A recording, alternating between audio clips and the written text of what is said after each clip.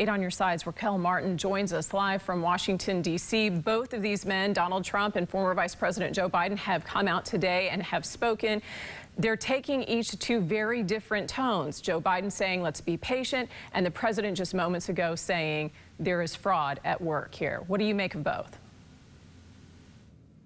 Well, the president is making these claims, and it's more of what we saw of him making on Twitter. This is the first time we've heard from him since Wednesday morning. Now, this comes as we're seeing those margins become even thinner in key battleground states that the president needs to get to that 270 electoral college count to claim victory. And you could assume that the president is growing more frustrated. We saw from Joe Biden maybe an hour before we saw from the president that Biden thinks that has no doubt, he said, that he has the numbers on his side. Now, the president was making accusations again about the legitimacy of the mail-in ballot counts that are happening in Pennsylvania and in Michigan and in Georgia. Now, it's important to note that the president did file lawsuits in each of those states, and 2 of them have already been dismissed, but that is not slowing him down, and he is continuing to double down on accusations he did not provide evidence for, and he did not take questions, and he quickly exited the briefing room right after.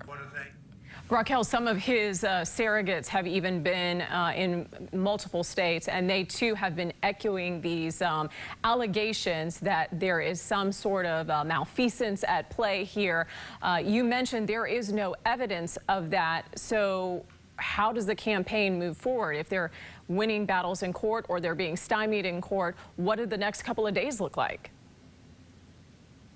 Well, that's unclear, and we're still waiting to see the evidence of some sort of interference in the election. So far, all we're hearing is from the Trump campaign that this is happening, but they haven't been able to display exactly how. And I've talked to legal experts who are saying right now they really just don't have the merits to hold up these arguments in court at this point. And although the president a few days ago says that he wants the particular case in Pennsylvania to go all the way to the Supreme Court, legal experts don't see how it'll even make it that far at this point. But again, right now it's because we don't have much evidence. We have to wait and see if the Trump campaign is able to come up with more clear information about some of the accusations that they're making. But to be clear, some of the accusations we've had debunked from state election officials in Pennsylvania and in Michigan and in Georgia already. So it's unclear what exactly they're pointing at. But that is not slowing the president down. And we just heard from him that he is definitely doubling down on these things.